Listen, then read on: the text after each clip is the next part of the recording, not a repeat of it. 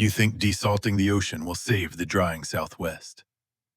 Take seawater from the Mexican coast, pipe it 200 miles to Phoenix, and let the desert keep growing. But that rescue plan is the trap. These cross-border pipelines do not create free water. They lock cities into skyrocketing energy bills, toxic ecological decay, and foreign grid dependence. The West's ultimate escape hatch can become its most expensive dependency. The pressure starts on the Colorado River. In early 2026, the network keeping 40 million people alive faces crisis. The 1922 Colorado River Compact divided 15 million acre-feet, treating a wet decade's flows as permanent. Lake Powell and Lake Mead sit at 26 and 34% capacity, while flows are 52% of normal.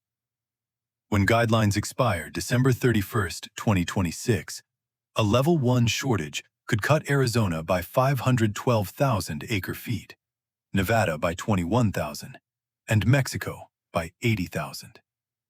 That is why the Blue Ribbon Coalition pushes the Colorado River Abundance Act for ocean desal. Desal is a recurring desert illusion.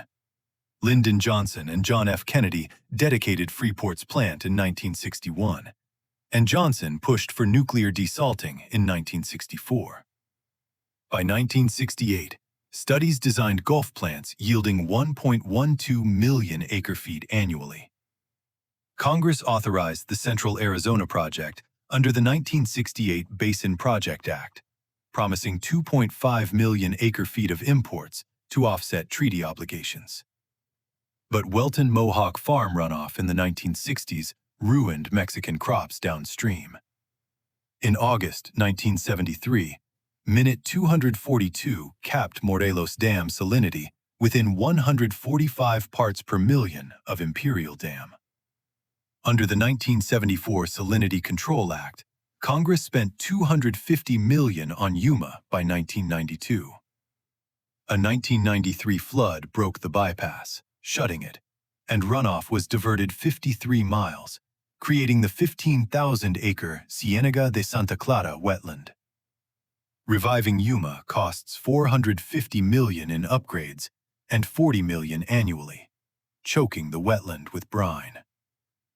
The modern version begins with Carlsbad and the pipeline dream. Carlsbad's $1 billion plant yields 56,000 acre-feet from 100 million gallons daily. In February 2026, San Diego, Arizona, Nevada, and Los Angeles agreed that inland states pay Carlsbad's costs, leaving river water in Lake Mead. Scaling this to swap 800,000 acre-feet forces inland states to fund $15 billion in new plants. Permitting is slow. Huntington Beach spent 20 years and $100 million before rejection in May 2022, while Dana Point and Marina cost $140 million and $330 million. Pipelines became the alternative. In December 2022, IDE proposed a Puerto Peñasco plant processing 300,000 acre-feet, scaling to 1 million, piped 200 miles to Phoenix. Arizona voted 9-0 to study it, but the deal cracked when Warren Tenney exposed secret talks. Governor Hobbs clawed back Ducey's $1 billion.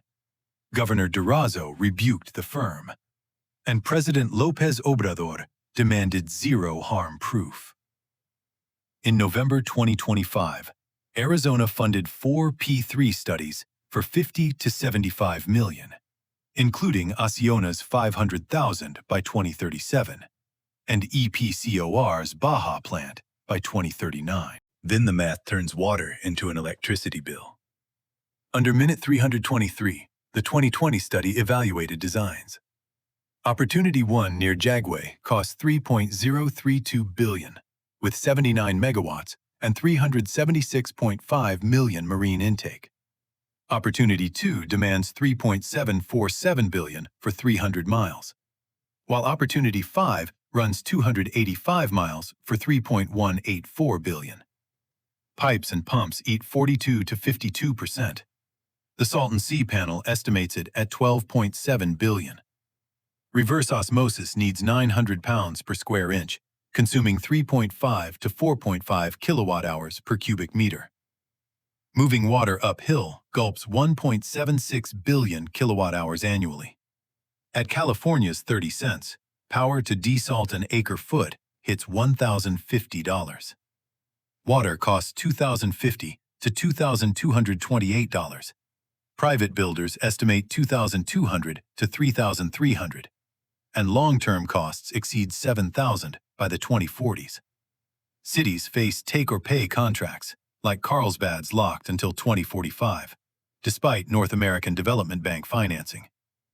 Central Arizona Project water costs $295 to $309 wholesale, with a $200 to $224 maintenance fee. The replenishment district charges $856 to $915. Yuma and Pinal farms operate below $100, making desal impossible. Desal becomes a luxury for cities and semiconductor factories.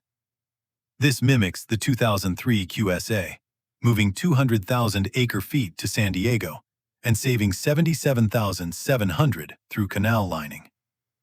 Mexican farms cannot pay over $2,000, so taxpayers must cover the difference, colliding with Mexico's $30.2 billion exports. Alternatives are cheaper. Las Vegas pays $17,500 to remove grass, saving water for $1,176 over 20 years. Leak repairs cost $400 to $600, and deficit irrigation pays $330 to $450. Recycling uses under 3.5 kilowatt-hours per 1,000 gallons, compared to 12 for ocean pumps. Indirect reuse costs $1,800 to $2,300. Direct reuse, $2,400 to $3,600. And brackish wells cost $1,000 to $1,500.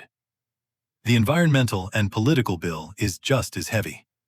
Plants run at 50% recovery, dumping brine into the upper Gulf of California, threatening the Vaquita and Totoaba. Zero liquid discharge boils brine to salt, leaving waste piles. The pipeline cuts through Tohono O'odham land and Organ Pipe Cactus National Monument, threatening Quito Springs. Tribes can use the National Historic Preservation Act to challenge approvals, recalling 41 laws bypassed for the border wall. In early 2026, CONAGUA reclaimed 4 billion cubic meters of water, as President Sheinbaum declared water a public asset, delaying water to Texas. CFE's battery target of 5,551 megawatts by 2030 becomes the hidden backbone of Arizona's water, creating dependence on Mexico's grid. So ocean desal does not solve the Colorado River shortage. It hides the shortage while hardening demand. A grid failure in Sonora, or a pipeline leak under the sand, could trigger a crisis more sudden than drought. Economists call these zombie projects because they rise again after numbers kill them. Leaders seek manufactured water because shutting down desert farms is politically painful. But desal does not change the law of the river. It subsidizes a system built on water that never existed. Arizona is not buying freedom.